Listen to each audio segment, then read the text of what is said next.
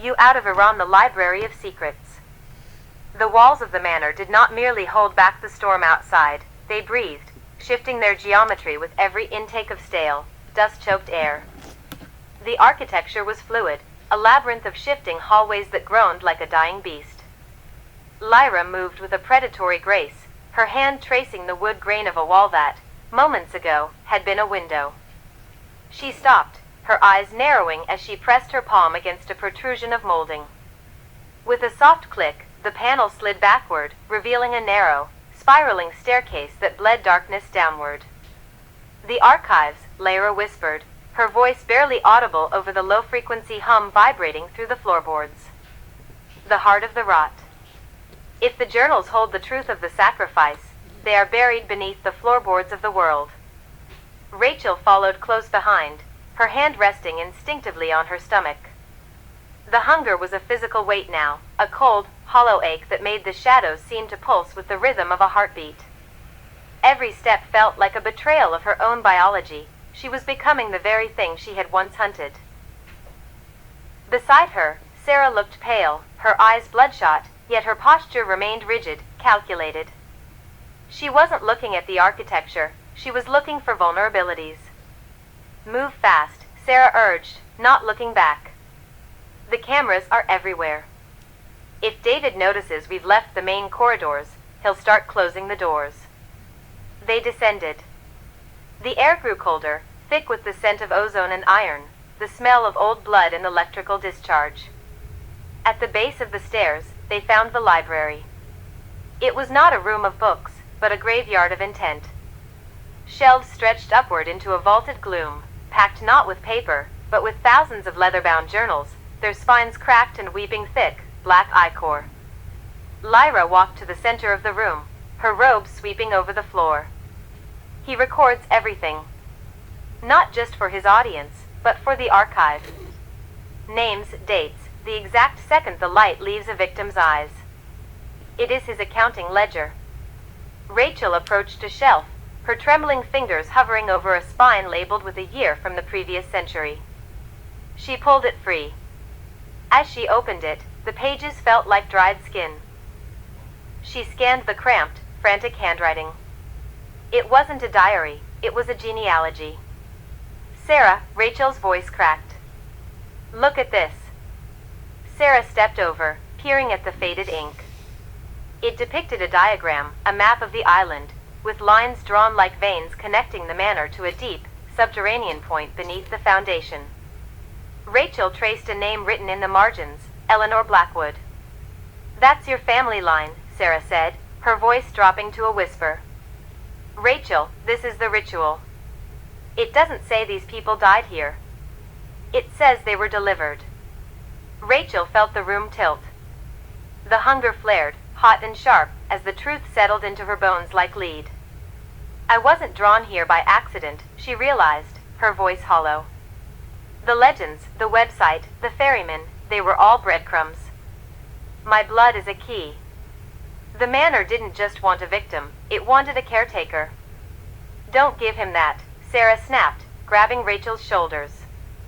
The intensity in Sarah's gaze was like a cold splash of water. "He wants you to feel like a pawn. That's the narrative. If you believe you're fated to stay, you've already signed the contract. We are researchers now. We find the weakness, we tear down the house, and we leave. Together." Rachel looked at the endless, weeping shelves. "How do we find a needle in this ocean of misery?" "We don't look for the story," Lyra said, standing at a pedestal where a heavy, iron-bound volume lay open. Her eyes glowed with a faint, silvery luminescence. "We look for the mechanism. David is a fae. He cannot exist in our reality without a foundation of rules, and those rules are tied to the names he has harvested. If we find where he tracks the ownership, we find the lever." Lyra's hands moved over the pages, her fingers dancing through the air as if playing an instrument. A shimmering mist began to rise from the book, casting a sickly, bioluminescent green light over the room. Rachel felt a sudden, violent surge in the manor's walls. The floor beneath them shuddered, and the sound of distant, distorted audio, the manic, laughing cheers of an unseen digital audience, began to bleed through the air. It was a digital cacophony, 1,000 voices screaming for blood. "He's watching," Rachel hissed, her eyes darting to the ceiling. A camera lens, disguised as a Victorian clock, pulsed with a predatory red light. 250. "He knows we're close." "Let him watch," Sarah said, her face hardening into a mask of cold fury. She pulled a rusted letter opener from a desk, a pathetic weapon against a god, yet she held it as if it were a sword.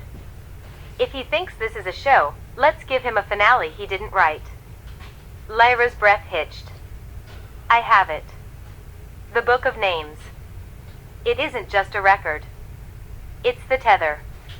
She pointed to a line of text that seemed to move across the page, squirming like a live serpent. It was a list of names, dozens of them, hundreds.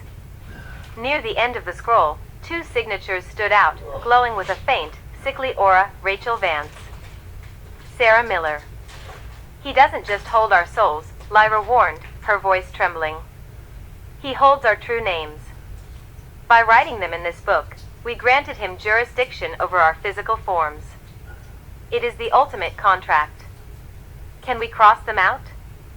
Rachel asked, her hand moving toward the ink. "No," Lyra said sharply. "If you try to erase what he has written, he will know instantly. The contract is magically reinforced. We need to find the counter sigil, the shadow of the contract.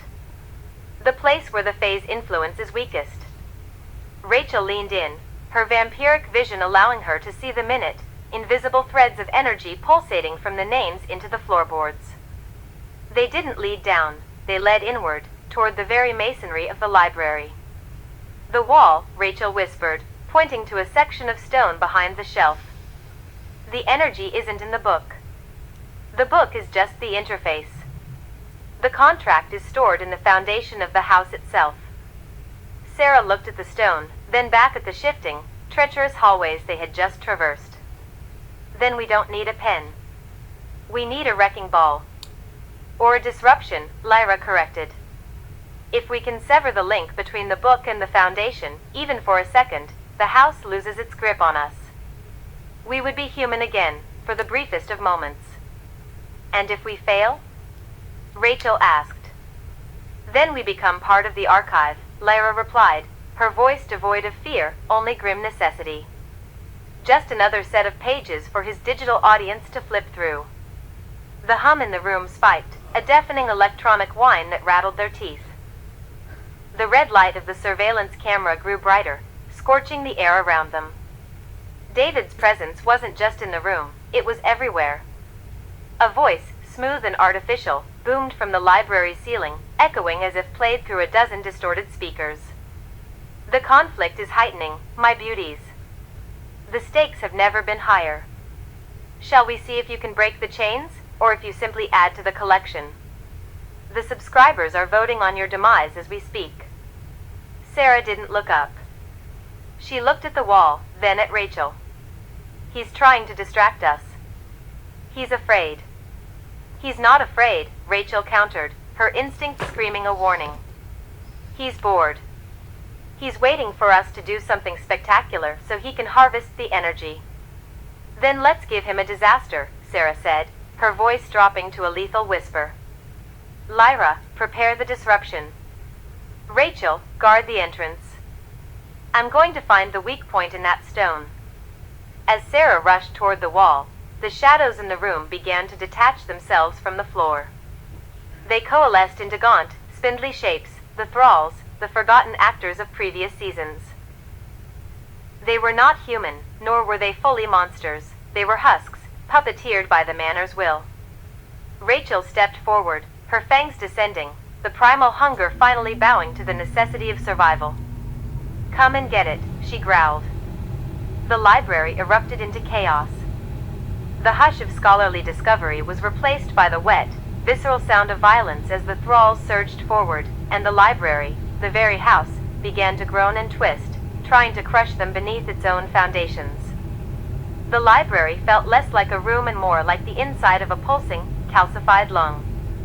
The air was thick with the scent of ozone and rotting vellum, and the bookshelves seemed to groan under the weight of centuries of recorded suffering. Lyra's fingers moved with a rhythmic, jagged grace, tracing the glowing sigils that bled like fresh ink across the spines of the forbidden grimoires. Her eyes were clouded, reflecting the shifting patterns of the manor's architecture, which was currently rearranging itself in a low-frequency hum that vibrated in Sarah's marrow. Sarah kept her eyes fixed on the text. She had stopped trying to reconcile the impossibility of the situation with her own sanity. She was past the breaking point. There was only the objective: dismantle the machine. "Focus, Sarah," Lyra hissed, her voice sounding like dry leaves skittering over marble. "The wards aren't just locks. They're hunger. If you blink, if you let your doubt manifest, the text will rewrite itself to consume your intent." Sarah nodded, her jaw locked. She felt the cold, creeping itch of her own vampirism, a hollow, ravenous ache in the pit of her stomach, but she forced it into a box. She had to be the strategist. She had to be the cold, hard logic that survived the chaotic nightmare. "The language," Sarah whispered, pointing to a page that seemed to writhe beneath the lantern light. "It's not just archaic. It's transactional. Look at the syntax. It's designed to extract a fee."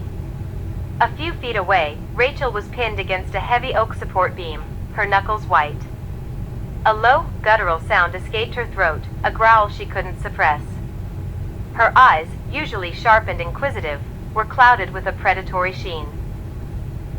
She was fighting the manor's pull, which wanted to use her heightened senses to act as a sentry, a hound for David's broadcast.